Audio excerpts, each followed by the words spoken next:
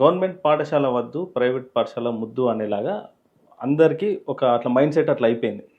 కానీ ఇక్కడ English medium schools అని గవర్నమెంట్ పెట్టినప్పటికీ అందులో ఇంగ్లీష్లో కాకుండా తెలుగులోనే టీచర్లు బోధిస్తున్నారు అని చెప్తున్నారు. ఎందుకు వాళ్ళకు కరెక్ట్ ట్రైనింగ్ ఇవ్వట్లేదా? లేకపోతే వాళ్ళకి కేపబిలిటీ లేని వాళ్ళను తీసుకొని టీచర్ పొజిషన్లో పెట్టినరా? ఎందుకని ఇట్లా జరుగుతుంది? మీరు చెప్పిన దాంట్లో ప్రైవేట్ పాఠశాలలకు పోగానే ఆ పిల్లలకు కొన్ని రైమ్స్ నేర్పడము, ఆటపాటలు నేర్పడం ఎంత జరుగుతున్నది. అయితే అవునన్నా కాదన్నా ఈరోజు ఇంగ్లీష్ మీడియం, ఎందుకంటే ఇవాళ దేశ విదేశాల్లో మనం పనిచేయాలంటే భవిష్యత్తు విద్యార్థులకు ఇంగ్లీష్ అనేది ట్రాన్స్లేటర్ కింద వరకు వస్తుంది. ఇంగ్లీష్ ఏ దేశం పోయినా ఎక్కడ పోయినా బతకాలంటే ఇంగ్లీష్ రావాలి. కాబట్టి పేరెంట్స్లో సహజమైన గుణం ఇంగ్లీష్ ఉండాలనేది రాష్ట్ర ప్రభుత్వం వైఎస్ రాజశేఖర రెడ్డి గారే ఆంధ్రప్రదేశ్ రాష్ట్రానికి 6,500 ఇంగ్లీష్ మీడియం పాఠశాల ఏర్పాటు చేశారు. మొన్న గత ప్రభుత్వం ఇంగ్లీష్ మీడియం పాఠశాలకు అనుమతి ఇచ్చారు. కానీ జరిగింది ఇక్కడ ఇంగ్లీష్ మీడియం ఇంగ్లీష్ బేస్డ్ టీచర్స్ని మేము నియామకం చేయాలి. ఉన్న టీచర్స్కే 15 రోజుల శిక్షణ ఇస్తాం, 10 రోజుల శిక్షణ ఇస్తాం. శిక్షణ ఇవ్వడంలో పూర్తి స్థాయి ఆ ఫ్లూయెన్సీ ఆఫ్ ఇంగ్లీషు అది నేను ఎక్కడైతే ఇంగ్లీష్ మీడియం చదువుకొని వచ్చి బోధించే వాడికి తెలుగు మీడియం చదువుకొని వచ్చి బోధించే దాంట్లో వ్యత్యాసం ఉన్నమాట వాస్తవం. అందులో 80% ఆ ఇంగ్లీష్ బ్యాక్గ్రౌండ్తో వచ్చిన వాళ్ళలాగా మిగతా వాళ్ళు బోధించలేము. ఒక 20% మాత్రమే తన తెలివితేటలతోని ఇంగ్లీష్ మీడియం బ్యాక్గ్రౌండ్ లేకున్నా బ్రహ్మాండంగా బోధించే ఉపాధ్యాయులు మీకు ఎగ్జామ్ కోకోలు చూపిస్తా ఉన్నారు వాస్తవం. ఆ కోణంలో ప్రభుత్వము ఇప్పుడు రిక్రూట్మెంట్ చేసే వాళ్ళైనా ఇంగ్లీష్ బేస్డ్ టీచర్స్ని ప్రైమరీ సెక్షన్ నుంచే తీసుకోవాలా. మా డిమాండ్ ఏంటంటే ప్రైమరీ సెక్షన్లోనే బేస్ పడాలా. సార్ ఇప్పుడు తీసుకున్న లైఫ్ టైం లేట్ అయినట్టే కదా.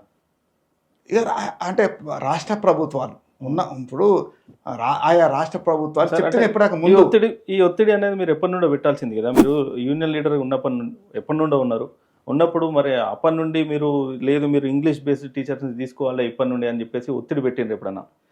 దీనిపైన ఇంగ్లీష్ మీడియం టీచర్ల నియామకం చేయాలని వైఎస్ రాజశేఖర రెడ్డి గారు 6,500 పాఠశాలలు ప్రారంభించినప్పుడే ఇంగ్లీష్ మీడియం టీచర్స్ పెట్టాలని మేము నిరసన కాదు ఉద్యమం చేసినాం. ఉద్యమం చేస్తే అప్పుడున్న ముఖ్యమంత్రి గారు విద్యాశాఖ మంత్రి వాళ్ళు స్పష్టంగా చెప్పింది ఏంటంటే ఈ కేంద్ర ప్రభుత్వము మనకు కొంత స్పాన్సర్ స్కీమ్ వస్తుంది, మీ పాఠశాల ఉన్నట్లయితే బాగుంటుంది కాబట్టి ప్రస్తుతం అయితే కొనసాగిద్దాం ఇంగ్లీష్ మీడియం టీచర్ ఈ నిమిషంలో మనం పెట్టలేమని చెప్పారు. అయినప్పటికీ కూడా టీచర్లను తరఫీదు ఉన్నంతల శిక్షణ తీసుకొని మామూలు 10 రోజులు 15 రోజులు శిక్షణ తీసుకొని కొనసాగింది ప్రయత్నం చేస్తున్నాం. కానీ ప్రభుత్వం చెప్తున్నది ఇప్పుడు ముందు చెప్పాను మీకు ఈ ఎస్సీఆర్టీలో కానీ డైరెక్టరేట్లో కానీ ట్రైనింగ్ ఇచ్చే క్రమంలో సార్ ఇక్కడ ఒక మిస్టేక్ ఉందేమో అని నాకు అనిపిస్తుంది. ఏంటంటే ఉద్యమాలు చేస్తారు, విన్నపాలు ఇస్తారు, అన్నీ చేస్తారు, ఫాలో అప్ చేస్తున్నారా దాని మీద? ఇది ఇంకా జరగట్లేదు ఏంది, మీరు ఇప్పటి వరకు వెయిట్ చేయండి అన్నారు, ఇప్పుడు వచ్చినాం మళ్ళీ దీనికి సొల్యూషన్ చెప్పండి అనే ఫాలో అప్లు చేస్తున్నారా? మీరు ఒక లేఖ ఇచ్చి ఊరుకుంటే సంఘం కాదు మేము. లేఖతో పాటుగా ఆ అధికారికి director of school education commissioner ఉంటారు, కమిషనర్కు లేఖ ఇచ్చి వదిలేదు, సెక్రటరీ స్కూల్ ఎడ్యుకేషన్ సెక్రటరీకి ఫాలోఅప్ చేసినాం. ఆ తర్వాత సీఎంఓలో ఎడ్యుకేషన్ చూసే అధికారికి చేసినాం. ఆ తర్వాత చీఫ్ సెక్రటరీకి ఇచ్చాం లేఖ. ఆ తర్వాత సీఎం వరకు విద్యాశాఖ మంత్రి నుంచి ముఖ్యమంత్రి వరకు కూడా పోయినాం. అయితే ప్రభుత్వాలకు